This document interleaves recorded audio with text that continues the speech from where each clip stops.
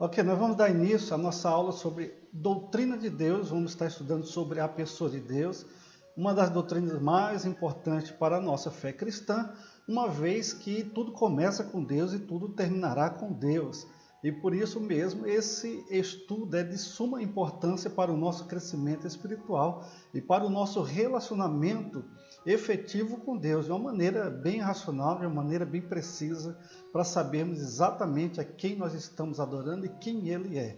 Então vamos para o nosso estudo e nós temos aqui algumas perguntas interessantes para começarmos o nosso debate, a nossa conversa. Afinal, por que conhecer a Deus?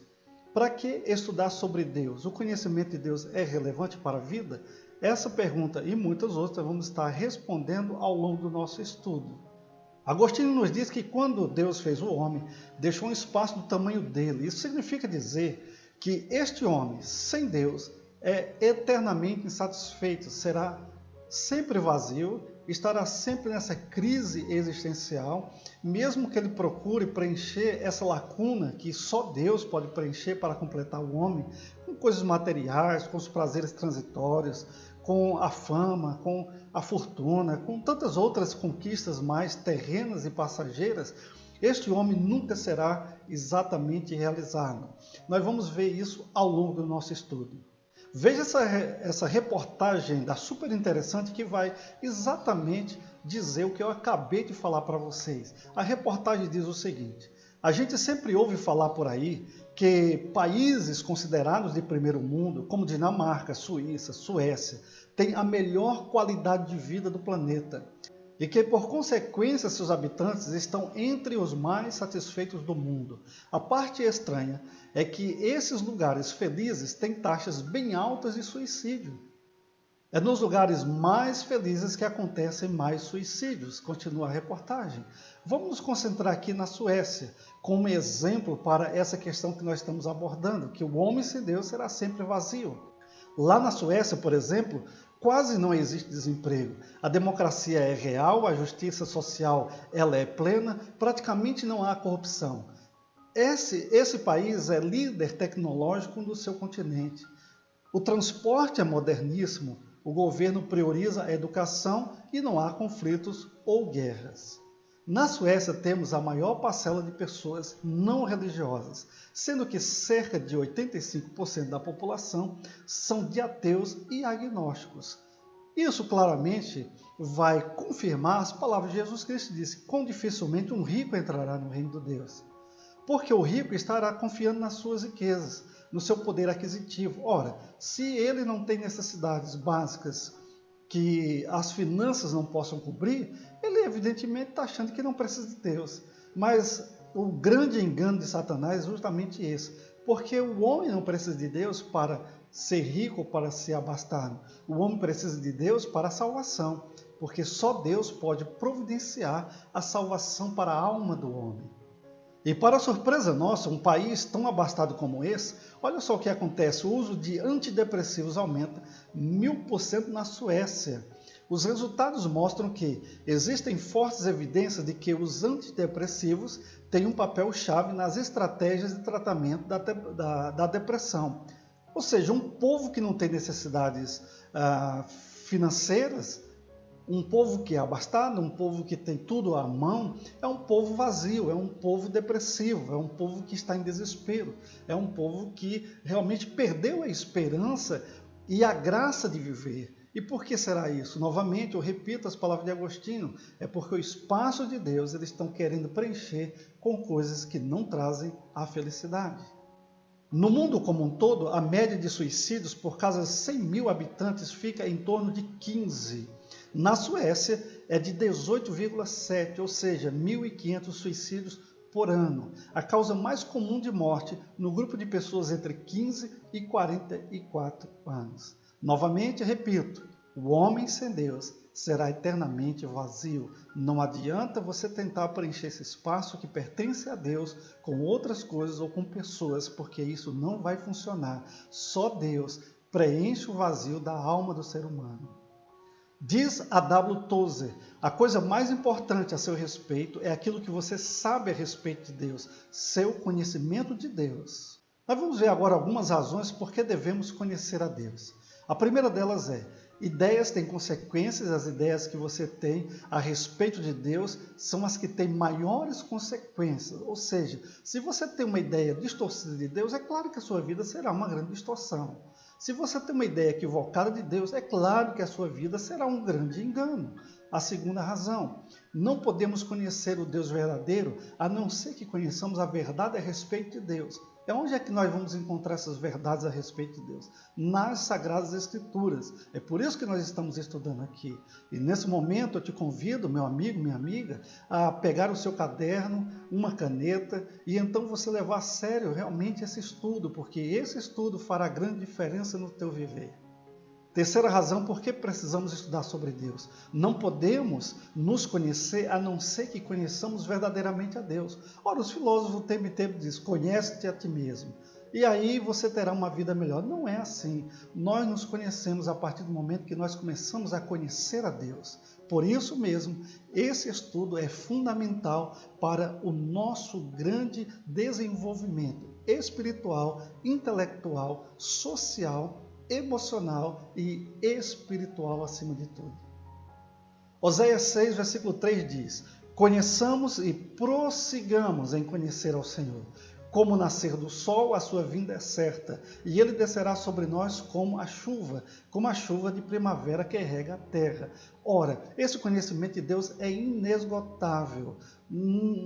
Aqui não está em jogo se eu tenho 20, 30, 40 anos de convertido ou se sou recém-convertido.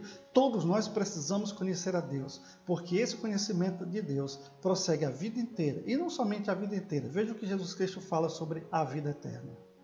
Em João 17,3, o Mestre diz: e a vida eterna é esta, que conheçam a ti só, por único Deus verdadeiro, e a Jesus Cristo, a quem enviaste.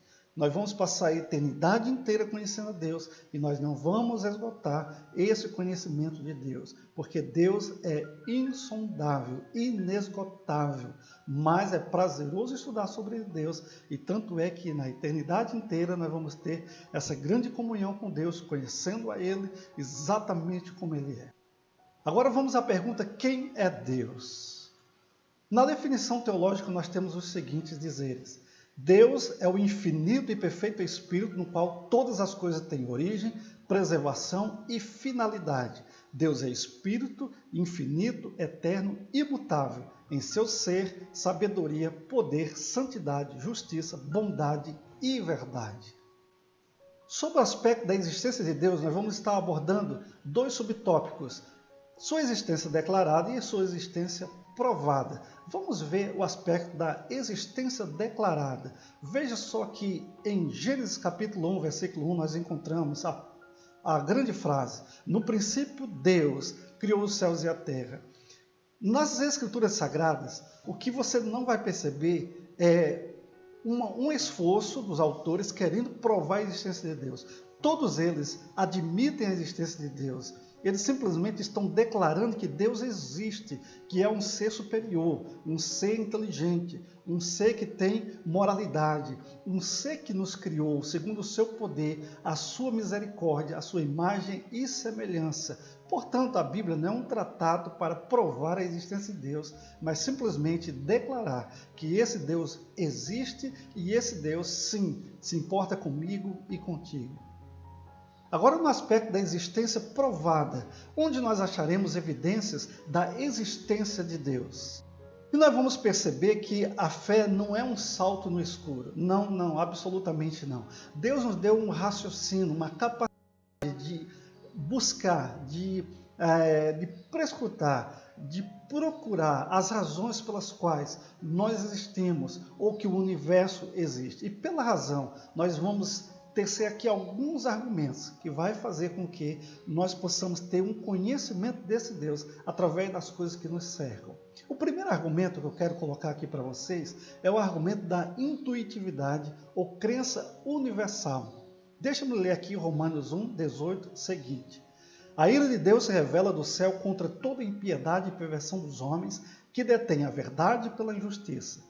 Porquanto, o que de Deus se pode conhecer é manifesto entre eles, porque Deus lhes manifestou. Porque os atributos invisíveis de Deus, assim o seu eterno poder, como também a sua própria divindade, claramente se reconhece desde o princípio do mundo, sendo percebidos por meio das coisas que foram criadas. Ou seja, o homem pode sim, através do seu raciocínio, perceber que esse universo complexo, maravilhoso que existe, é fruto sim de um arquiteto, é fruto de um criador, é fruto de um idealizador.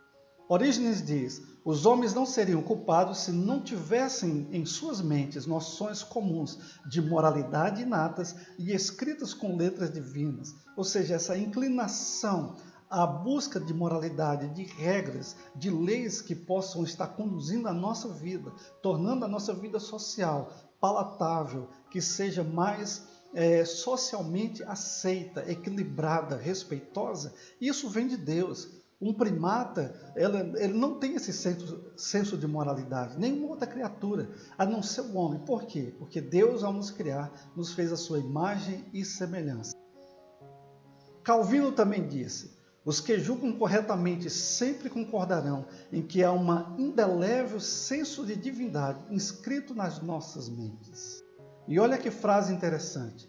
Alguém disse que há selvagens sem Deus, em qualquer sentido apropriado da palavra, mas não há nenhum sem espíritos. O que está dizendo com esse enunciado é que mesmo nas tribos remotas, as mais distantes, isoladas de todo o contato com a humanidade, uma vez que foram descobertas, uma vez que foram achadas por pessoas, digamos assim, civilizadas, encontraram nessas tribos resquícios de adoração. Eles eram adoradores, ainda que adorassem o sol, a lua, as estrelas, o trovão, a chuva, sei lá, a natureza, porque eles não conheciam exatamente os pormenores desse Deus, o Criador, mas havia neles sim uma inclinação natural pela adoração. É por isso que nós somos realmente pessoas religiosas, incuravelmente, no nosso interior, na nossa alma. E é exatamente isso que disse Sabatier. O homem é religioso incurável. Nós somos esse religioso, sim, de natureza. Nós temos essa tendência realmente gritante na nossa alma por um Deus, por um ser supremo, por um Criador, ou seja, por um ser poderoso que está além da nossa compreensão. E nós vamos dar continuidade na nossa segunda aula, nesse segundo argumento da causa e efeito. Até lá então, daqui a pouco nós nos encontramos.